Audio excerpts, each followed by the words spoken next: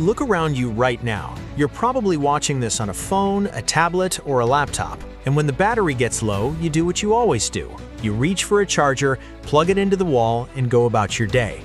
But right between the wall and your device, a silent, invisible war is taking place. The wall outlet speaks one electrical language, your phone speaks another. If you were to plug your phone's delicate computer chips directly into raw wall power, it wouldn't just fail, it would completely self-destruct. Welcome to Simple Things Surprising Histories. Today, we're answering a surprisingly simple question. Why can't our modern electronic gadgets just run on the power coming out of our walls?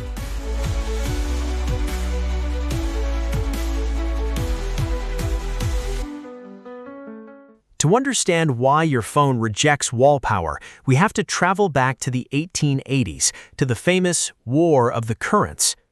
Thomas Edison championed direct current, or DC. In DC, electrons flow steadily in one direction, like a quiet, steady river. But Edison's rival, Nikola Tesla, backed alternating current, or AC. In AC, the voltage and current continuously reverse direction, sloshing back and forth 50 or 60 times every single second. AC won the war for a very practical reason. It's incredibly good at traveling. By using transformers, AC voltage can be cranked up to travel hundreds of miles across power lines with relatively little energy loss, and then step down before it enters your home. DC just couldn't do that efficiently back then. So, alternating current became the undisputed king of the power grid. It's perfect for spinning washing machines, heating ovens, and lighting up entire cities. But a century later, a new invention came along that changed the rules. Enter the microchip. Electronics like your smartphone, laptop, and gaming console don't just use electricity for power, they use it to think. Deep inside your gadgets are billions of microscopic switches called transistors. These transistors speak the digital language of ones and zeros.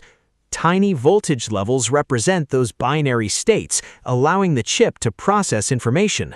For this delicate digital logic to work, the transistors need a stable and predictable power supply, direct current. Now imagine feeding raw wall power into a microchip. Instead of receiving a steady voltage, the chip would be hit with a high-voltage AC wave that constantly rises, falls, and reverses direction. To delicate electronics designed to run on just a few volts, that isn't useful power, it's electrical chaos. It's like trying to write a delicate letter while someone violently shakes your desk. The circuits would be overwhelmed almost instantly, damaging components long before they could do any useful work. Electronics don't just prefer direct current, they fundamentally rely on stable DC power to process information safely. So we're stuck with a paradox. The world delivers AC to our doorsteps, but our modern digital lives run on smooth DC. How do we bridge the gap?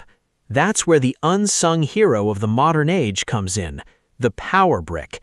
That little block at the end of your charging cable is actually a miniature factory. Inside, electronic circuitry first reduces the high voltage from the wall down to a safe level for your phone. Then, a clever component called a rectifier takes that back and forth AC wave and forces it to flow in just one direction. Additional components smooth the result into a steady, reliable stream of direct current. Without that little charging brick acting as a translator between the grid and your gadgets, the digital age simply wouldn't exist. So the next time you plug in your phone, take a second to appreciate that tiny, silent converter doing the heavy lifting. Thank you for tuning in to Simple Things Surprising Histories. If you enjoyed this little spark of knowledge, make sure to hit that like button, share it with a curious friend, and subscribe for more hidden stories behind the everyday things around us. See you next time.